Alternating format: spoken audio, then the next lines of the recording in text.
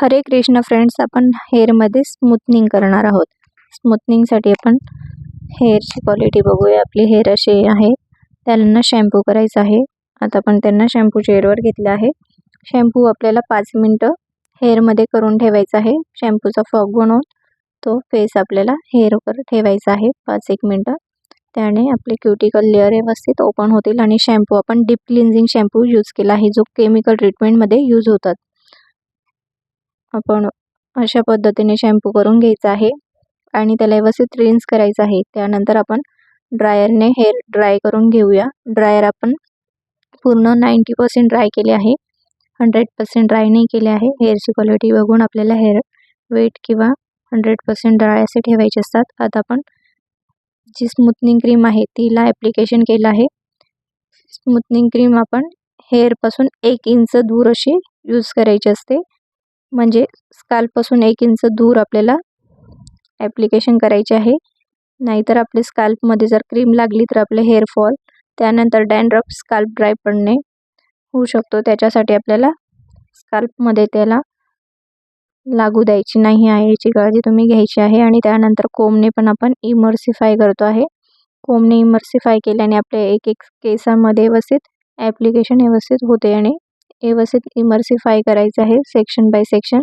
तुम्ही व्हिडिओमध्ये बघू शकतात. पूर्ण सेक्शन आपण ॲप्लिकेशन केल्यानंतर एक हेअर पकडायचं आहे आणि त्याला ड्रेच करायचं आहे. असे प्रत्येक सेक्शनमध्ये तुम्ही चेक करायचे आहे. स्प्रिंग जर पडली तर आपले बॉन्ड जे आहे ते ब्रेक झाले आहे. अशाच पद्धतीने तुम्ही सर्व जिथे जिथे तुम्ही ॲप्लिकेशन केले आहे असे सर्व हेअरमध्ये तुम्ही चेक करायचे आहे. जे 4 सेक्शन असतात, एक तर फर्स्ट सेक्शन आणि लास्टचं सेक्शन पण चेक केलं तरी चालतं, किंवा तुम्हाला प्रत्येक सेक्शन चेक करायचं असेल तर तुम्ही प्रत्येक सेक्शन पण चेक करू शकतात. आणि हेअरमध्ये स्प्रिंग पडली म्हणजे आपले बॉन्ड ब्रेक व्यवस्थित झाले आहे. जर स्प्रिंग उघडून गेली तर मग तुम्ही वापस वाट बघायची आहे आणि त्याला प्रोसेस होऊ द्यायचं आहे. जे आपले प्रोसेस झालेले हेअर आहे ते ओव्हर प्रोसेस नको होऊ म्हणून आपण त्याच्यावर पाण्याचा स्प्रे केला आहे. आणि बाकी सेक्शन आपण आता चेक करणार आहोत. 1-2 मिनटात आपले बाकीचे सेक्शन पण पूर्णपणे बॉन्ड ब्रेक झाला आहे आणि आपण चेक करून घेतलं आहे. तुम्हाला दिसत असेल व्हिडिओमध्ये अशी स्प्रिंग तयार करायची आहे. केस स्ट्रेच करताना जास्त जोरात ओढायचा नाही आहे, हलक्या हाताने त्याला स्ट्रेच करायचं आहे आणि सोडायचं आहे. त्याने त्याच्यामध्ये स्प्रिंग लवकर पडते, म्हणजे असं हेअर तुटून जात नाही. जर तुम्ही बिगनर पण असाल तर तुम्ही व्यवस्थित पद्धतीने ते अशा पद्धतीने करू शकतात. आणि आता आपण शॅम्पू स्टेशनवर घेऊन पूर्ण हेअरमध्ये जे प्रोडक्ट होतं त्याला आपण इमर्सिफाय केलं आहे शॅम्पू चेअरवर. त्या 1-2 मिनटं इमर्सिफाय करून आपण कोमट पाण्याने वॉश करतो आहे. जास्त गरम पण नाही आहे आणि जास्त थंड पण नाही आहे. तर मग अशा पद्धतीने तुम्हाला वॉश करायचं आहे आणि त्यानंतर हेअर मास्क लावायचा आहे. हेअर मास्क लावून पण 1-2 मिनटं तुम्हाला हेअरमध्ये राहू द्यायचं आहे.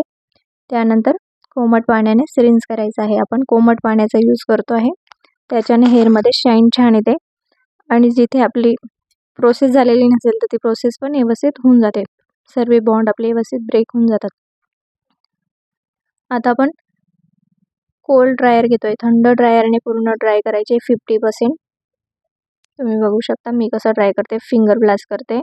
हेअरला जास्त असं फिरवायचं नाही आहे, एकदम स्ट्रेटच ब्लो ड्रायर करायचं आहे. जसं तुम्ही व्हिडिओमध्ये बघता अशा पद्धतीनेच हेअरला जास्त डॅमेज नाही करायचं आपल्याला. हलक्या हातानेच आपल्याला ड्रायर करायचं आहे. आता आपण मीडियम हीटवर पायडल ब्रशने स्ट्रेट ब्लो ड्रायर करून घेतो आहे. जसं मी करते आहे तसंच तुम्ही करायचं आहे. ब्लो ड्रायर नसेल जमत तरी तुम्ही फिंगर ब्लास्ट करू शकतात, म्हणजे हातांमध्ये केस पकडून वरून ड्रायर चालवायचं आहे. आता आपण हेअरमध्ये प्रॉपर आयनिंग करून घ्यायची आहे. आयनिंग करण्याच्या आधी आपल्याला हेअर पूर्ण 100% ड्राय करायचे आहे. 1% पण हेअरमध्ये पाणी नको, नाहीतर वाफ लागते आणि क्लायंटला जळवू शकतोस. त्यानंतर अशा पद्धतीने तुम्ही आयनिंग करायची आहे, ज्या पद्धतीने मी करते. प्रत्येक हेअरमध्ये आपण 10 ते 5 ते 7 स्ट्रोक द्यायचे आहे. हेअरची क्वालिटी बघून तुम्ही हेअरचं टेम्परेचर, आयनिंगचं टेम्परेचर आणि स्ट्रोक ठरवायचे आहे की किती द्यायचे. आता आपण टेम्परेचर 230 वरच घेतलं आहे, कारण की आपली हेअर चांगलीच होते. हेअरमध्ये काही जास्त असं हेअरची क्वालिटी म्हणजे over process hair, chemical treated hair, वेगळे हेअरची क्वालिटी असते. ज्यांनी आधी पण स्ट्रेटनिंग स्मूथनिंग केमिकल वर्क केलेलं असेल, हायलाईट्स केलेले असेल, तर त्यांना टेम्परेचर पण कमी आणि स्ट्रोक पण कमी घ्यायचे असतात. अशा पद्धतीने आपण पूर्ण हेअरमध्ये आयनिंग करायची आहे. प्रत्येकाचं टेम्परेचर वगैरे वेगळे घ्यायचे असतात. हेअरची क्वालिटी बघून मेहंदीवाले हेअर व्हर्जन हेअरवर आपण जास्त स्ट्रोक घेऊ शकतो आणि जास्त म्हणजे 7-8 स्ट्रोकच्या वरती जास्त स्ट्रोक घ्यायची नाही आहे. आता आपण सेकंड आपलं न्यूट्रलायझर अप्लाय करायचं आहे. न्यूट्रलायझर लावताना मी व्हिडिओ केला नाही आहे, पण न्यूट्रलायझर पण जसं आपण हेअर क्रीम लावली होती ना तसंच लावायचं आहे. फक्त त्याला कोंब उलट्या साईडने यूज करायचा आहे, सरळ कोंब करायचा नाही आहे आणि स्ट्रेट मान ठेवायला लावायची आहे.